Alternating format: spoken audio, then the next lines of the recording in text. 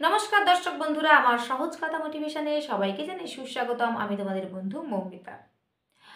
আজও এই দ্বন্দ্বের নিশ্চিত সমাধান হলো না যে ঈশ্বর বা ভগবান আছে কি নেই। তবে কিছু মানুষ আছে যারা বলে যে ভগবান আছে, অর্থাৎ তারা ভগবানকে ভালোবাসে, ভগবানকে বিশ্বাস করে, ভগবানের অস্তিত্বকে স্বীকার করে, তাদেরকে বলা হয় আস্তিক। আর কিছু মানুষ আছে যারা ভগবানকে ভালোবাসে না, ভগবানকে বিশ্বাস করে না, ভগবানের অস্তিত্বকে স্বীকার করে না, তাদেরকে বলা হয় নাস্তিক।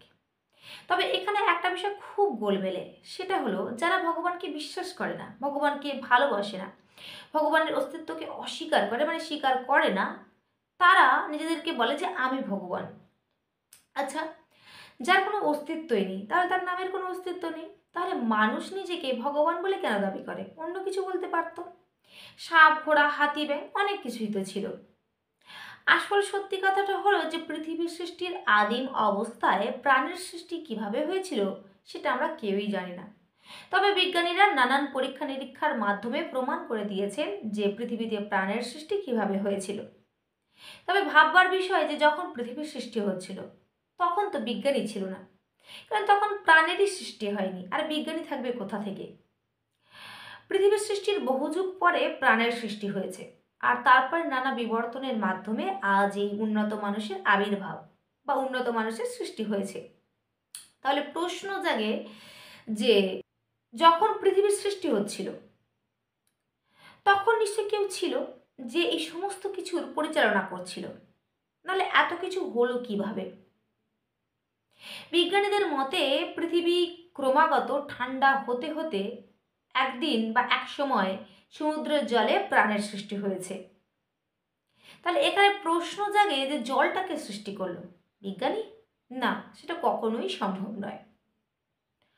আমরা যতই নিজেদেরকে আধুনিক মনে করে ঈশ্বরকে বা ভগবানকে অস্বীকার করি না কেন, কিন্তু আমাদের অগোচরে কেউ যে একজন আছে সেটা আমরা মুখে প্রকাশ না করলেও মনে মনে বিশ্বাস করি বা স্বীকার করি।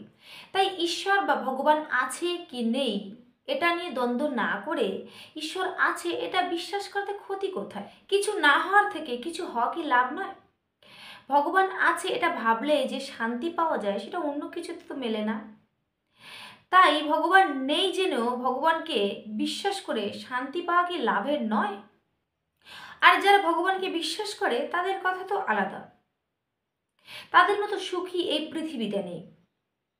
তারা জীবনের আসল সত্যিটা ভগবানকে উপলব্ধি করার মাধ্যমে বা ভগবানকে ভালোবাসার মাধ্যমে জেনে গেছে।